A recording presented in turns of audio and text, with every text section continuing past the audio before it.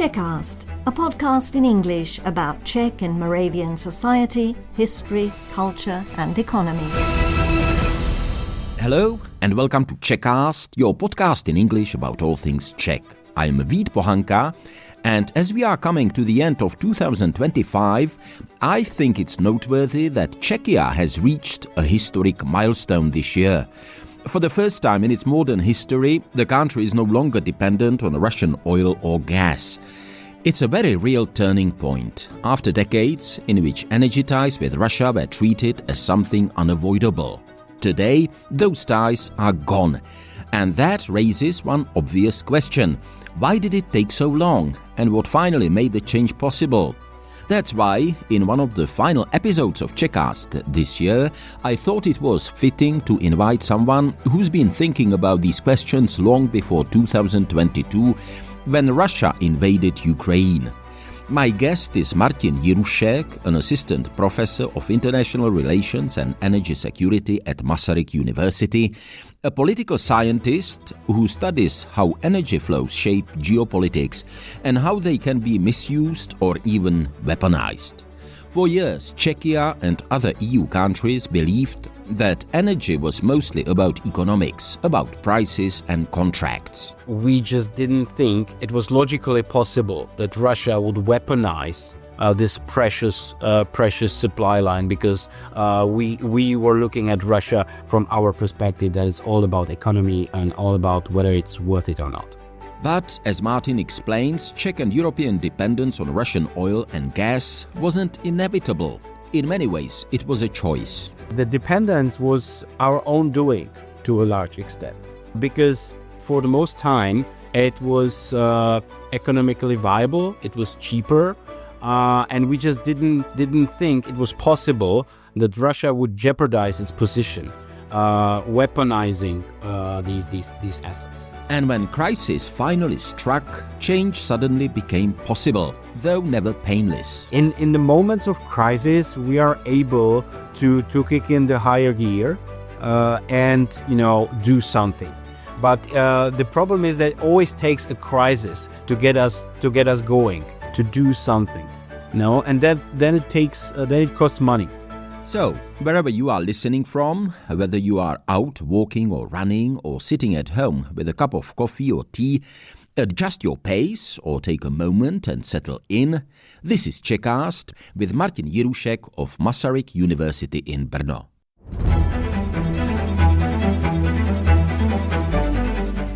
Czechast, a podcast in English about all things Czech.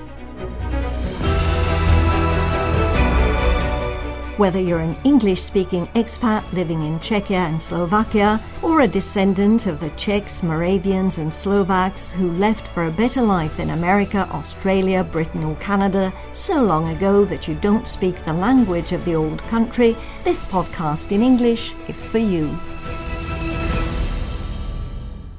Hello to everyone, and thanks for having me. My name is Martin Jirušek, and I work at Masaryk University in Brno. I would describe myself as political scientist, focusing on geopolitics and energy security. For those who haven't heard the term energy security, it's about securing energy flows and everything that is subsumed under that. That is physical flows, but also energy politics, energy policies, and how energy and foreign policy intertwines. And that is my main focus. I focus on how energy is used and misused as energy tool in foreign policy relations, how it can affect international relations, and how it can be even weaponized. So that's what I do. Excellent. We will get to that in more detail in a few minutes, but let me just ask you are now speaking from Brno, right? Are you from Brno or are you from elsewhere? Yes, I'm from Brno. I'm Brno born, Brno raised. I'm very patriotic about my hometown. I love living here. Even though I've traveled quite a bit, and I like to say that you have to travel to understand the place where you live and to fully appreciate it.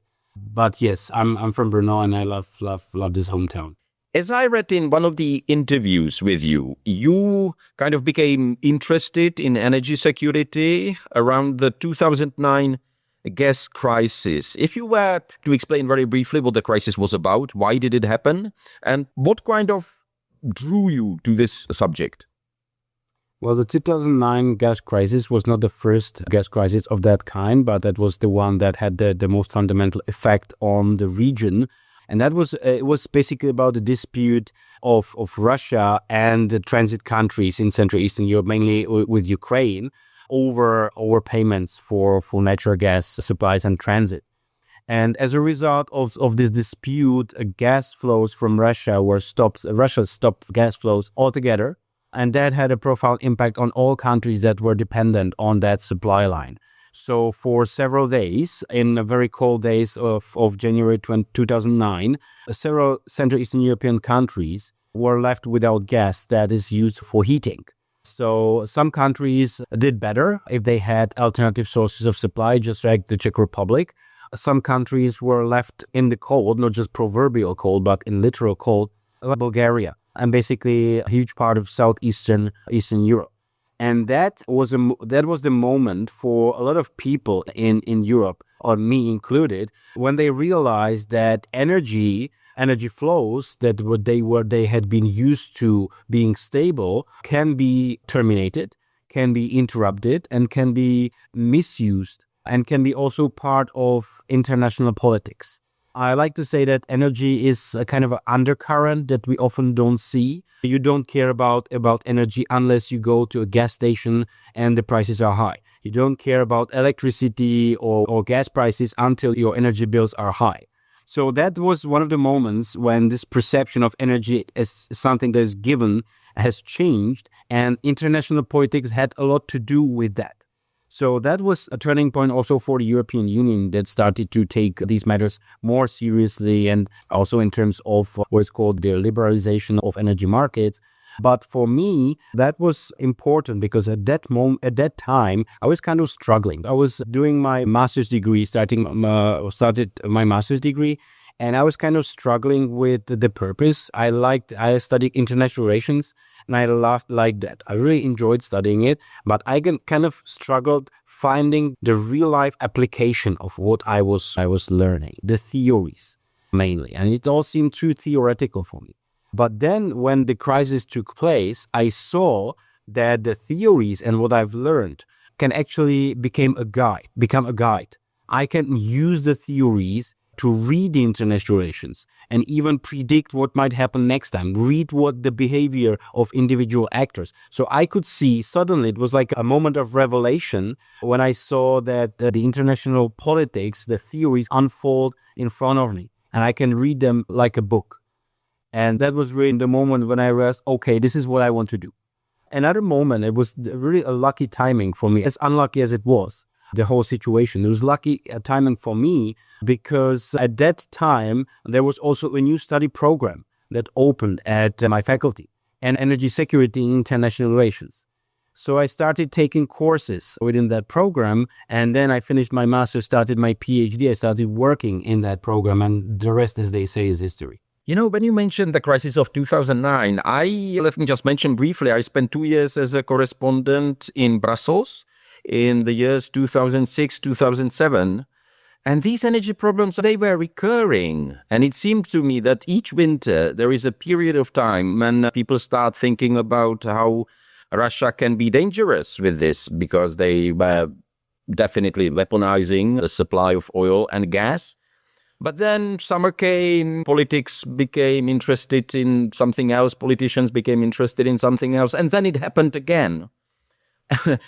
And it was nearly every year. And I was just wondering how long it would take for the politicians to really get the lesson. Why do you think it took so long?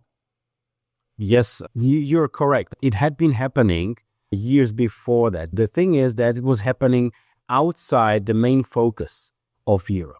Mainly in Eastern Europe, Southeastern Europe, in countries that were not members of the European Union. And those countries, admittedly, were dependent on single supply line.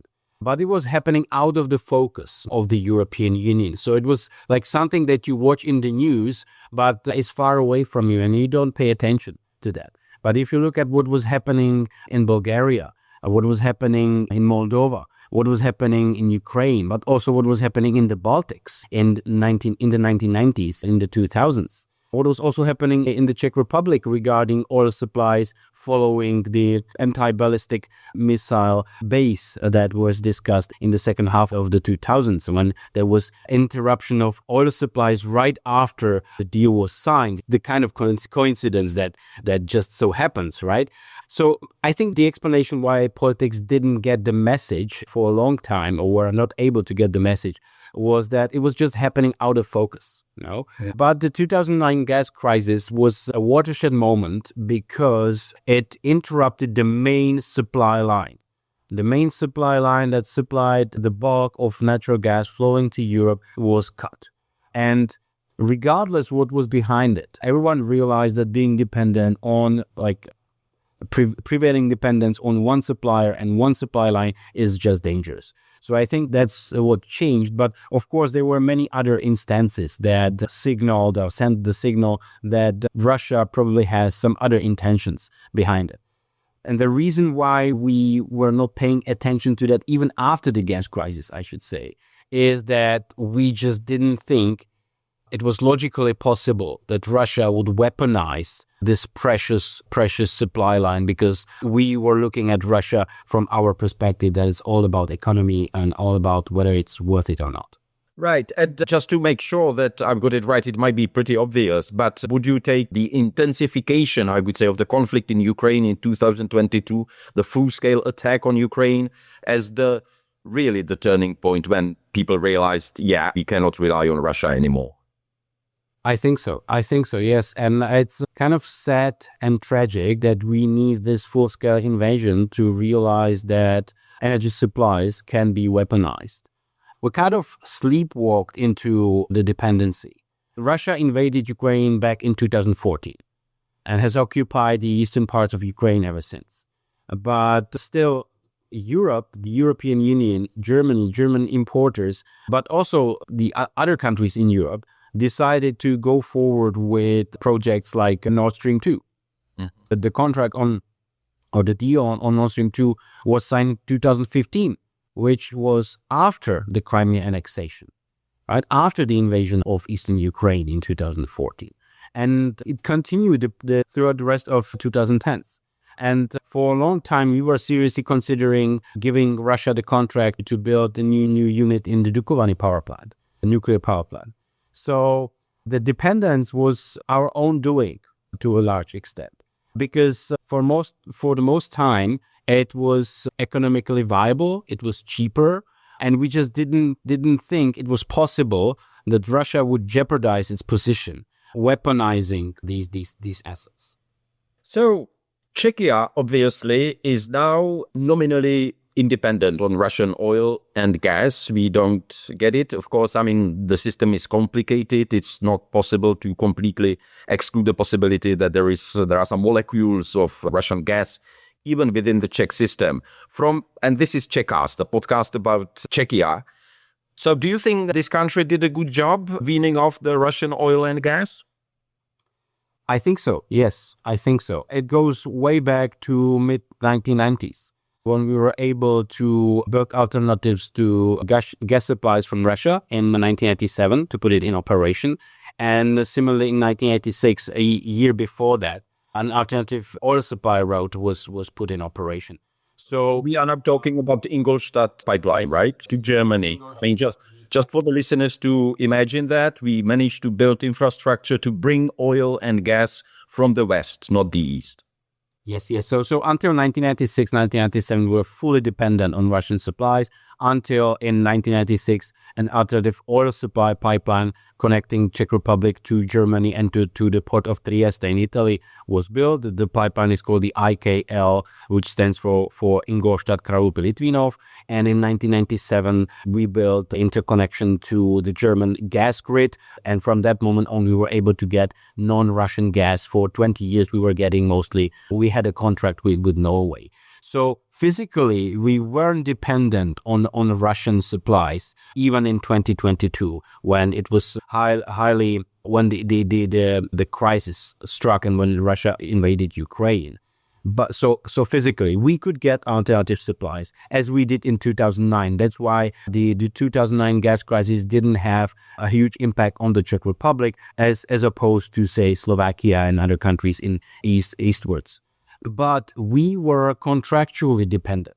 So it was not dependence by necessity, but dependence by choice. And that applies to a lot of countries and Europe in general. We call the 2022, even before that, 2021 to say 2023, we call it the energy crisis.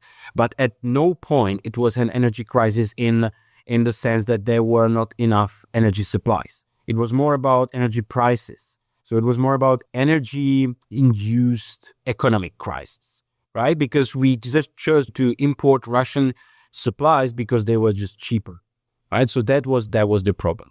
So Czech Republic was able to wean itself off Russian supplies relatively quickly because we didn't have the physical need to import them. Even though there were some choke points in terms of oil supplies, we had to expand the alternative pipeline. But in general, we were able to wean ourselves off dependence on Russian supplies because we already had the alternatives built in the past. This might seem a very kind of maybe even uninformed question, but why didn't Slovakia and Hungary follow the same path? As I said, there's a difference between dependence by necessity and the dependent by choice. And this was, from their perspective, that the dependence was by choice, that it was their own making. Again, the 2009 gas crisis started a lot of projects also in Hungary. So not even these two countries are now physically dependent on Russia. They can switch to alternatives. It's not like flipping a switch, right? But they can switch to alternatives within months, I would say. In terms of natural gas, they are well connected. There have been a lot of projects, a lot of interconnectors that have been built in Europe, in Central Europe, since 2009, which was really like the starting pistol for a lot of projects, including LNG terminals in Poland, in Croatia. And these countries are well interconnected with their neighbors. So they can start importing natural gas relatively quickly, the same with oil. So it's their choice. I guess that's because they have some good conditions. Maybe it's cheaper comparatively. Maybe there's some political capital invested in that. It's quite obvious, right? But energy security always comes with a price tag attached. And sometimes it's not just the money, the price that you pay on energy bill. Sometimes it's the price tag that is, or the costs that are due in a longer run, right? And in terms of political dependence, in terms of being left vulnerable to political blackmailing. And that's where you can't really say that it's just about the energy. In the 1990s, I'll just give this one example. In the 1990s, when the Czech Republic was building those alternatives to Germany, gas, oil, the discussion was revolving around whether it's actually necessary because it will bring commodities that are more expensive. Right, so and Russian gas and oil were cheap. So why did we do that? And the question was, why do we do that when Russia? There's no reason to be concerned about Russia stopping those flows, and it's cheap. So why do we build alternatives to get other resources that will be more expensive? That doesn't make economic sense. But the energy security is not just about economy; it's also about geopolitics, and it's also about what is secure in the longer run.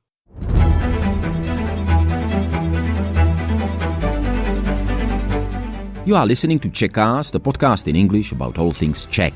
I'm Vít Pohanka, and my guest today is Martin Jirušek, an expert on energy security and geopolitics from Masaryk University in Brno. As I read, you co-authored a book on Czech-Russian relations before the full-scale invasion of Ukraine in 2022. If you were writing it today in 2025, what would you change if you would change something in that book? I think that we pretty much nailed the potential threats coming from Russia, that they can be, again, somewhat hidden because energy ties, they are multifaceted. So it's not just about we give you a gas and oil and you give us money and that's it. It also opens the door for influence, for people, for money flowing into the country, sometimes hiding behind that contract. In this sense, particularly having a long-term relationship in terms of, say, building a nuclear power plant, which is for decades. That is basically opening the gate for all sorts of influential currents, people, money, companies, well. So back then, and it was we were writing it in 2018, 19, I think.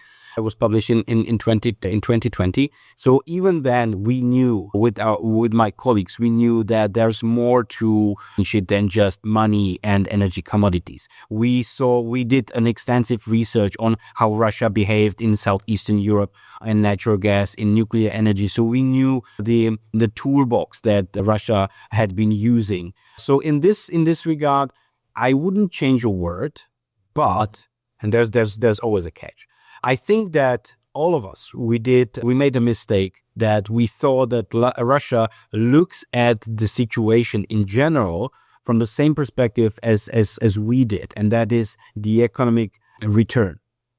Looking at that Russia was looking at Europe as an irreplaceable market, and that we thought that Russia wouldn't jeopardize its position in its most important market by attacking Europe generally, which inevitably led to Russia being squeezed out gradually, right? So because energy exports are so important for Russian economy that no one seriously considered the possibility that Russia would throw all of this into the dustbin, which is essentially what Russia did. And Europe is a irreplaceable market. Russia cannot replace European gas market.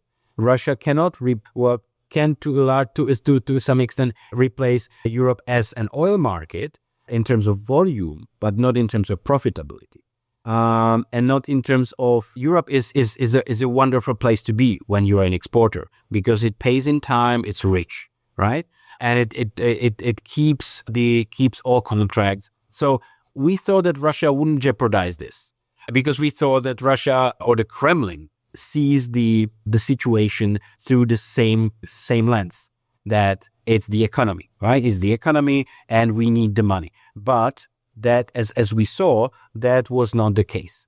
So that is the difference between the moment when we were writing the book, 2019, 2020, and today. You spent, as I understand, an academic year in the US, in Washington, D.C. on Fulbright scholarship. What did you do there, and what did it give you? Well, I applied for my Fulbright scholarship with the project of studying how energy is reflected in the U.S. foreign policy, because United States and the transatlantic dimension of energy security is the other part of my scientific interest. So I went there with the intention to study how energy security is reflected in the U.S. foreign policy, particularly looking at Europe and particularly looking at Russia.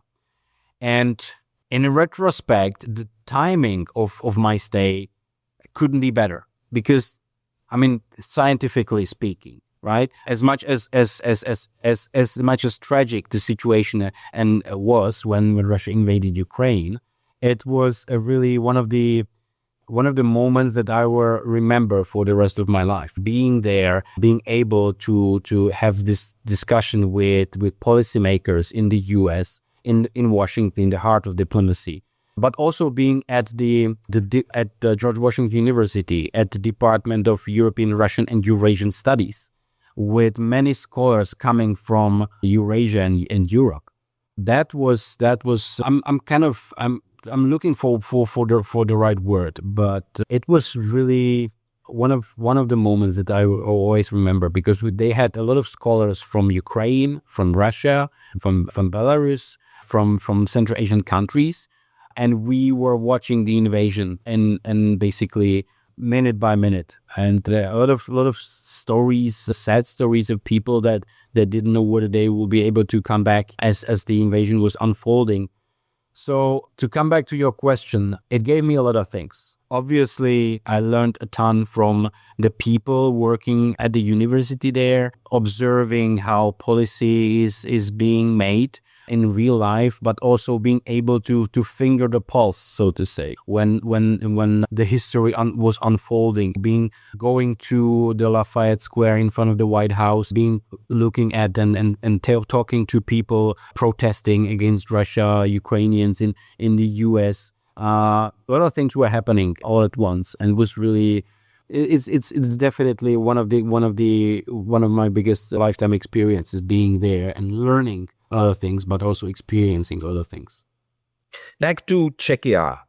If you look back in the past few years from your viewpoint as an energy security expert, how, I think you already kind of indicated that, but let me ask you again, how did the Czech governments fare so far in these kind of troubled times of conflict in Ukraine, COVID crisis, and all that together? Obviously, energy is something that we really need, especially not just now in winter, but in general. How did Czechia manage to deal with that in the European context? Well, you rightly said that energy, you kind of indicated that energy is the basis of everything. I always say it's the undercurrent, right? Because we need it for everything. In general, I would say if we don't look at the everyday disputes that may often blur what's happening in the background, that water is running, that the gas is flowing, and then gas stations are well stocked.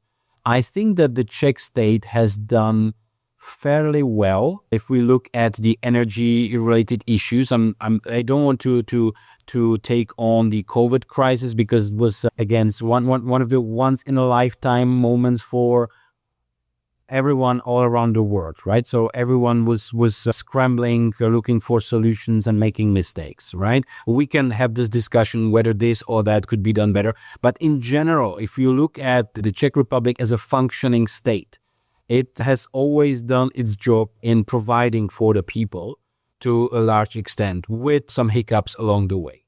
Also, if you look at the energy crisis, if we go back to fall 2021, the first signs of the incoming crisis was the downfall of some energy providers that endangered some people financially, because but there were even back then there were measures and legislative measures that kicked in and took care of the people. So in general, we have the means, and those means proved to be more or less work satisfactorily in order to provide to the people. So I think I have kind of escaped the question, right? The question was, how did the Czech governments, and now I'm not asking about particular political parties, in general, how did Czechia manage to deal with those problems? Sam, I mean, if you were to give it, let's say, like at school, we get marks from 1 being the best to 5 failing. What would you give to Czechia? 3 minus, 2 plus? I don't know. I think it was well above average. I don't know how it translates into school grading, but I think it was well above average. Above European average, yeah, if I understand correctly. I would say that we did pretty well. I mean, no one was freezing to death, no one was starved to death. So the measures and the institutes and institutions were in place and kicked in, and took care of the people. The other part of it is the cost of those measures and the impact of those costs on some groups that were rather unbalanced. But in general, if we strip it down to providing to the people the very basic needs, the safety, the fact that you can open the door and you can walk the street without being endangered and without feeling threatened, coming back home, being able to turn on the heat, these things worked. And we saw it also in Europe. So in the moments of crisis, we are able to kick in the higher gear and do something. But the problem is that it always takes a crisis to get us going, to do something, and then it costs money. but we are able to do something. I mean, like, it was obvious in the fall of 2022 that Europe will do anything and everything to keep people warm. I mean, like, we were able to throw away the 2050 Green Deal goals in an instant to keep people warm. And I think that's the correct attitude. I mean, like, first things first, right? You need to make sure that people won't die and that people will have a heating and running water. And I think that we did pretty well. Do you see any challenges that the Czech state and its institutions will face in the next, I don't know, few years, maybe even a decade? Sure. I mean, like, we already see it. I mean, the people call it energy transition. I would call it economic transition, right? Because this is the next big thing, regardless of whether we agree with it or not. And I think it's comparable to the changes brought along by the Industrial Revolution, because we will use energy in a different way. We will source energy from different sources. And for that, we would need a lot of new technologies, requiring a lot of new materials and resources. For that, we'll need new partnerships. For that, we'll need to adjust our diplomacy, our foreign policy. For that, we'll need to adjust also infrastructure. So I think this is, for the Czech Republic and for European countries in general, for Czech Republic as a highly industrialized, energy import dependent and energy intensive country, this is a fundamental change that I think is not fully appreciated by politicians and also by people. Because this is, I mean, again, energy being an undercurrent of everyday life, I think this will have an impact on all of us in ways that we don't fully understand at this point. Of course, it will be gradual, so it might be that people won't realize that in an instant. But having different appliances, smart appliances that communicate with the grid based on electricity price, being able to produce own electricity, that all requires a fundamental change of infrastructure that takes a lot of money to build it. And the government will need to find the money, will need to explain it to the people why their energy bills look different, why it's higher. So it will have impact on the society, so it will have an impact on social policies. As I said, I mean, a major change for the whole economy, but also for international politics, because up until this point, we've been dependent on imports of fossil fuels, mostly oil and gas, from specific countries that we might not like because of their geopolitical inclinations, but we are sleepwalking into other dependencies. There are dependencies on countries producing critical materials, like China, which is already now plays a huge role in those supply chains. So that's the change in foreign policy and international trade relations that I mentioned. So again, I mean, a fundamental change that we don't fully appreciate, and I think there's a major flaw in people thinking and politicians thinking that we may play ostriches and bury our heads in the sand and pretend that like nothing's happening.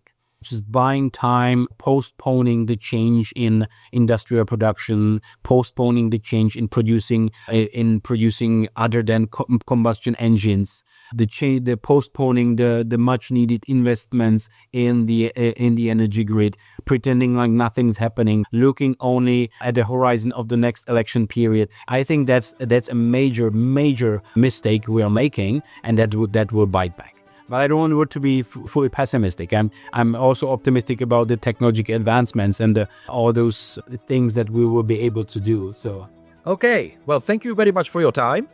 And what shall I say? Happy 2026. Yes. I'm kind of sorry that I ended on not very positive note. So here's to 2026 being full of joy, full of health, and let's always look at the silver lining.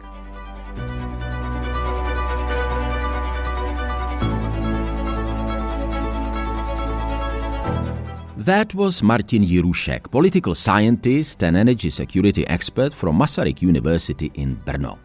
thank you very much for listening to this episode of Czechast. If you enjoyed it, please remember to follow or like the podcast wherever you get your podcasts. It really helps us keep Czechast going and bring you more conversations like this one. As always, stay safe, stay healthy, stay curious, and until next time, naslyšenou.